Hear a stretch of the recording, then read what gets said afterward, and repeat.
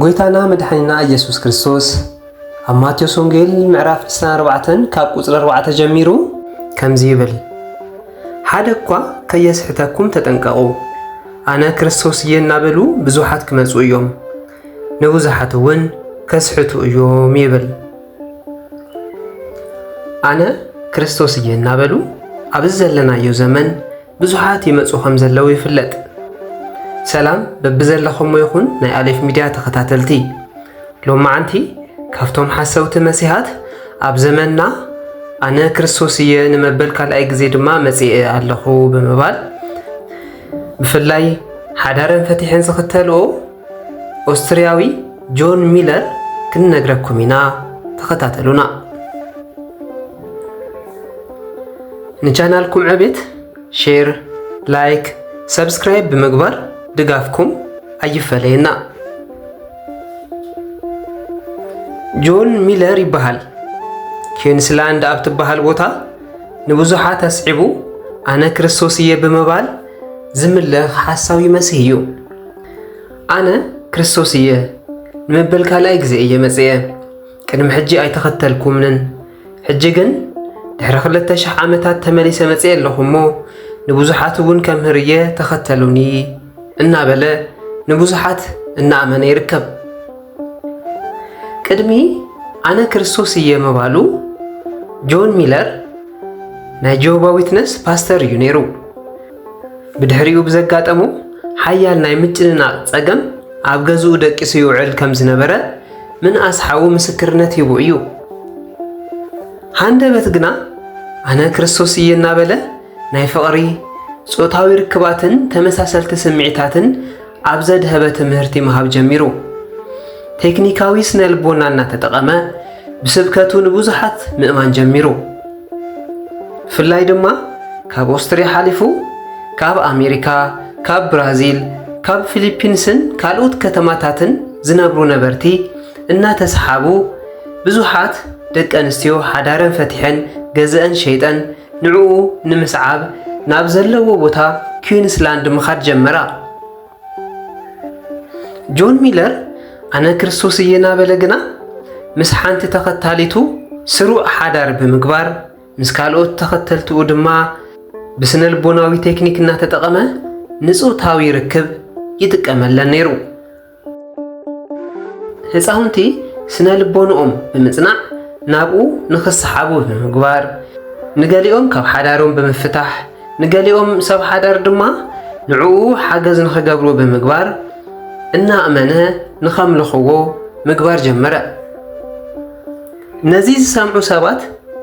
ብንብዓት ተመሊኦም ምስክርነት እናሃቡ ሙሉእ ብምሉእ ዝኽተልዎ እውን ኣለዉ ንሱ እቲ ቅድሚ ሕጂ ዝተሰቐለ ንመበል ካልኣይ ግዜ ዝመፀ ክርስቶስ እዩ እናበሉ ምስክርነት ዝህቡ ብዙሓት እዮም ብንብዓት ምንም ብዘይምግንዛብን መንፈስ ብዘይምምርማርን ድማ ሰዓብቱ እናበዝሑ ኸዱ ነዚ ዝሰምዐት ወላዲት ኣዲኡ ኣዝያ ብምስንባድ ናብ ሕክምና ክትወስዶን ኩነታት ጥዕና ኣእምርኡ እውን ክተመርምሮን ሕቶ እኳ እንተቕረበትሉ ክሰምዓ ግን ኣይከኣለን ናብኡ ዝኸዱ ጋዜጠኛታት እንተሓተዎ ቀደም ይዝክረኒ ኣእዳዊ ብምስማር እንተወግኡኒ ኢሉ ናይ ቀደም ተዘክሮታት ይዛረብ እሞ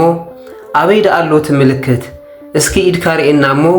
ዝተወጋእኻዮ ናይ ሚስማር ምልክት ክንሪኦ ይብልዎ ከምኡ ኢሎም እንተሓተዎ ድማ ከርኤካ ኣይክእልን ምኽንያቱም ሽዑ ዝነበረና ኣካል እዚ ሕጂ ለቢሰዮ ዘለኹ ስጋ ኣይኮነን ኢሉ ይምልሰሎም ሽዑ ኣብ ልዕሊ ማይ ትኸይድ ነርካ እስኪ ሕዚ እውን ከምቲ ናይ ቀደም ኣብ ልዕሊ ማይ ብምኻድ ተኣምራትካ ርኤና ይብልዎ ንሱ እውን ቅፅል ኣቢሉ ሽዑ ዝገብሮ ተኣምራት ዋላ እኳ መብዛሕትኡ ሕዚ እውን ዝገብሮ እንተኾነ ነገር ግን ሓደ ሓዲኦም ኣብዚ ሰዓት እዚ ዘይገብሮም ተኣምራታት እውን ኣለዉ እዮም ካብኣቶም ሓደ ኣብ ልዕሊ ማይ ምኻድ ከምኡ ድማ ማይ ናብ ወይኒ ምቕያር እዚኦምን ዝመሳሰሉን ኣብዚ ሰዓት እዚ ኣይገብሮምን ኢሉ ይምልሰሎም እዚ ከምዚ እናበለ ዘታለል ዓይኑ ዘፍጠጠ ሰብ እዩ መሲሕ ኢሎም ብዙሓት ዝኽተልዎ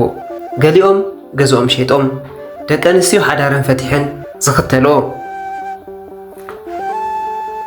ንብዙሓት ካብ ሓዳሮም ዝበተነ ብዛዕባ ስምዒትን ጾታዊ ዝኾነ ትምህርትን ኣጥቢቑ ብምምሃር ንብዙሓት ደቂ ኣንስትዮ ንኽስሕብ በቂዑ እዩ። ንበዓሉ እውን ንስጋዊ ስምዒት ይጥቀመለንን ከምኡ ድማ ብዙሓት ተኸተልትን ንኸፍሪ ጠቒምዎ እዩ። ከምዚ ዝበሉ ሰባት ዘዕሽው ካብ ሃይማኖት ዝወፀ ክሕደት ኣብ ማሕበረሰብና ዘስፋሕፍሑ ዝተፈላለዩ ምልክታት ብምርኣይ በቲ ዝርአ ምልክት ንሰባት ብምእማን ካብ ሕቑፊ ክርስቶስ ዘውፅኡ ብዙሓት እዮም። ኣብዚ ሰዓት እዚ ኣብ ዓድና እውን ሃይማኖታዊ ጉልባብ ተኸዲኖም ናይ ቤተ ክርስቲያን ኣስተምህሮን ፍቓድን ንኽመስል ምእንቲ ነፀላ ገይሮም ጥንቆላታት ዘካይዱ ስጋዊ ስምዒት ኣብ ልዕሊ ሕብረተሰብና ዘስፋሕፍሑ ናይ መናፍስት ተለኣኽቲ ብዙሓት እዮም። ብፍላይ ናይ ገዳማውያን ልብሲ ብምኽዳን ጽባሕ ከምዚ ክመጽእ እዩ እዚ ክፍጠር እዩ እናበሉ ነቲ ጥንቆልኦም መለኮታዊ ዝኾነ ፍቓድ ንኽህልዎ ብምግባር ህዝብና ዘጽናዕንዕ ከይኮነስ ናብ ዝገደደ ስግኣትን ናብ ዘይተደለየ ድፍኢት ደምን ሽኮርን ኣብ ልዕሊ ዓበይቲ ኣቦታትን ኣዴታትን ዘብጽሑ ኢ ኦርቶዶክሳዊ ኣስተምህሮን ልማድን ዝፍጽሙ ብዙሓት እዮም። ካብዞም ከምዚ ዝበሉ ድጉማ ቀኖናን ትውፊትን ቤተ ክርስቲያንና ዘይኽተሉ ነገር ግን ንዩቲዩብ መሸቀጢ ክጠቅም ምእንቲ ኢ ቤተ ክርስቲያናዊ ኣስተምህሮ ቤተ ክርስቲያናዊ ብምምሳል ካብ ዝመሓላለፉ ኣስተምህሮታት በዓልኩም እናመርመርኩም ዓርስኹም ንኽትሕልው መልእኽትና እዩ። ኣብ ካልእ ግዜ ብካልእ ትምህርቲ ክንራኸብ ኢና። ሼር ላይክን ሰብስክራይብን ብምግባር ድጋፍኩም ኣይፈለየና።